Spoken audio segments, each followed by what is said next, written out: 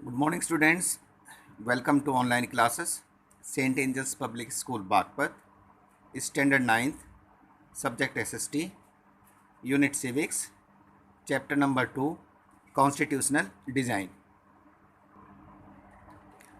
Last video में हम study कर रहे थे making of the Indian constitution, भारतीय संविधान के निर्माण के बारे में कि हमारे देश का संविधान कैसे कैसे तैयार किया गया। आगे चलते हैं। As far as back in 1928, Motilal Nehru and 8 other Congress leaders drafted a constitution for India. 1928 में मोतीलाल नेहरू और कांग्रेस के 8 नेताओं ने मिलकर हमारे देश के लिए एक संविधान तैयार किया।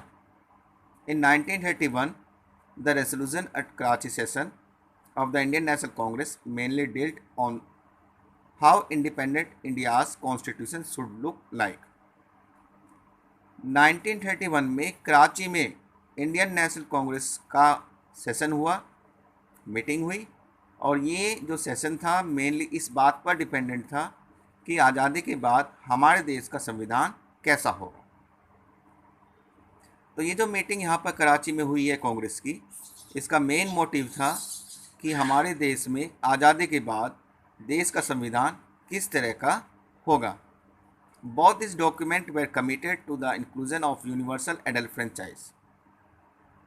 तो 1928 में जो मोतीलाल नेहरू ने देश का संविधान ड्राफ्ट किया, या फिर 1931 में कराची में इंडियन नेशनल कांग्रेस की जो मीटिंग हुई, सेशन हुआ, उन दोनों में कुछ बातें कॉमन थी, जैसे कि हमारे देश के संविधान में यूनिवर्सल एडल्ट फ्रेंचाइज यानी कि सबको वोट देने का अधिकार मिलेगा, right to freedom and equality, सबको आज़ादी और समानता का अधिकार मिलेगा, and to protecting the rights of the minorities, साथ ही साथ देश में जो अल्पसंख्यक लोग हैं उनके अधिकारों की सुरक्षा की जाएगी।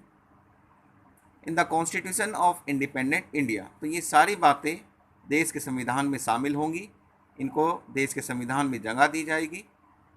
Thus, some basic values were accepted by all leaders much before the formation of the Constituent Assembly. तो इस तरह से संविधान की जो मूलभूत बातें होंगी, संविधान की जो बेसिक वैल्यूज़ होंगी, उन चीज़ों को लेकर, उन वैल्यूज़ को लेकर देश में जो नेता थे, अधिकतर नेता उस बात के लिए सहमत हो चुके थे देश की कॉन्स्टिट्यूएंट असेंबली बनने से भी पहले। अब ये कॉन्स्टिट्यूएंट असेंबली क्या है उसके बारे में देखते हैं।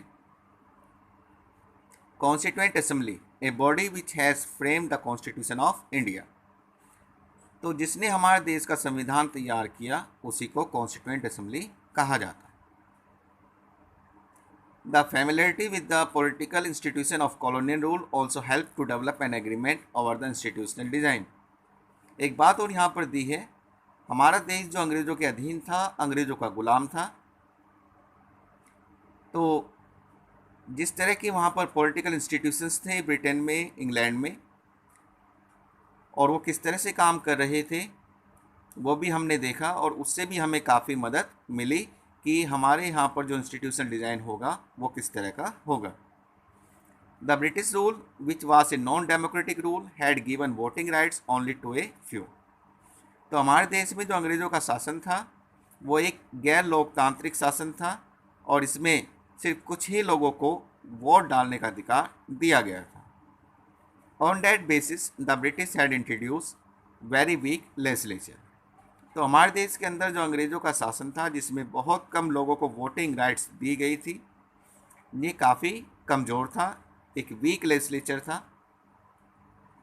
Elections were held in 1937 to the provincial legislature and ministers all over British India. 1937 में अंग्रेज शासनकाल के दौरान भारत में प्रोविंशियल लेजिस्लेचर्स के लिए इलेक्शंस कराए गए, और जितना भी इंडिया ब्रिटिश के अंडर में था उसमें से मिनिस्टर्स को चुना गया। This elections were non democratic as only few were given the right to vote.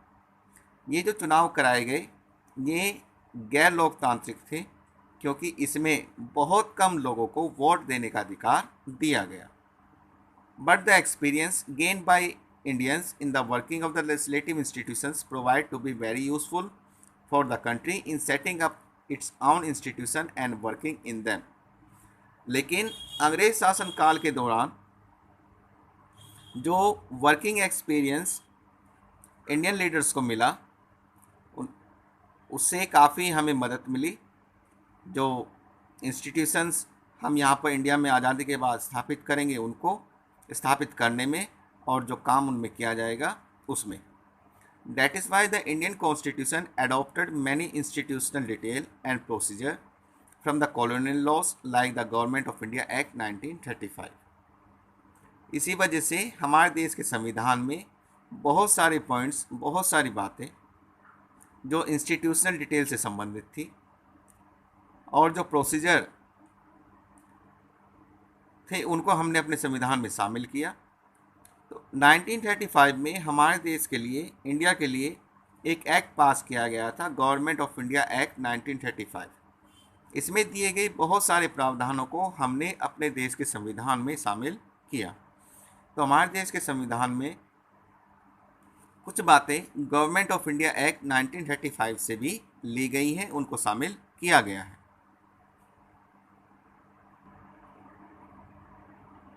Years of thinking and deliberation on the framework of the Constitution had another benefit। इतना ही नहीं कई वर्षों तक हमने अपने देश के संविधान को लेकर जो चिंतन किया, जो विचार विमर्श किए, उसका भी फ़ायदा हमें अपने देश के संविधान को बनाने में मिला। Our leaders gained confidence to learn from other countries। हमारे देश के नेताओं ने दूसरे देशों से भी जानकारियाँ हासिल की, दूसरे देशों के संविधानों से भी सीखा, but on our own terms, लेकिन अपनी टर्म्स पर। Indian leaders were inspired by the ideal of French revolution. हमारे देश के जो नेता थे वो फ्रेंच रेवोल्यूशन के जो आइडियल्स हैं उनसे इंस्पायर थे, उनसे प्रेरित थे। रशियन रेवोल्यूशन, रशिया में जो क्रांति हुई उससे भी। अमेरिकन रेवोल्यूशन, अमेरिका में जो क्रांति हुई उससे भी। The practice of parliamentary democracy in Britain and the Bill of Rights in the United States US। इसके अलावा ब्रिटेन के अंदर जो पार्लियामेंट्री डेमोक्रेसी चल रही थी या फॉलो की जा रही थी उससे भी इंडियंस लीडर इंस्पायर्ड थे, और जो bill of rights United state में पास किया गया उससे भी यहाँ के नेता काफ़ी इंस्पायर्ड थे, प्रेरित थे।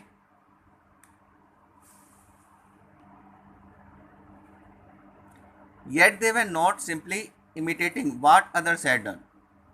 तो ये सारी चीज़ें इंडियन लीडर्स को इंस्पायर तो कर रही थी, लेकिन हमने इनकी नकल नहीं की। At each step they were questioning whether these things suited our country। हर एक स्टेप पर हम ये सवाल कर रहे थे क्या ये सारी चीज़ें हमारे देश के लिए भी सही हैं या नहीं हैं।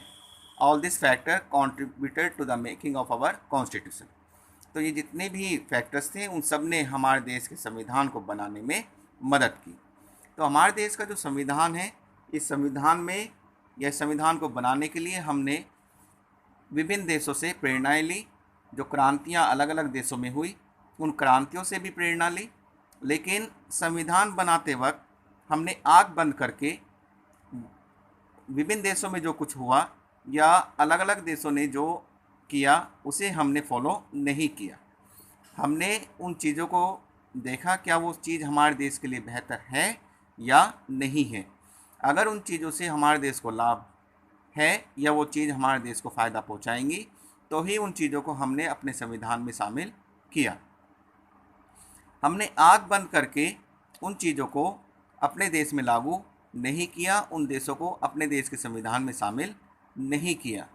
तो ये जितने भी फैक्टर्स हैं या जितनी भी इंस्पिरेशन हमें अदर कंट्रीज़ से मिली है, रेवोल्यूशन से मिली है या अदर कंट्रीज़ के कॉन्स्टिट्यूशन से मिली है, उन सब चीज़ों को हमने अपने देश के फ़ायदे के हिसाब से, अपने देश की बेहतरी के हिसाब से उनको मॉडिफाई किया और अपने देश के संविधान में शामिल किया।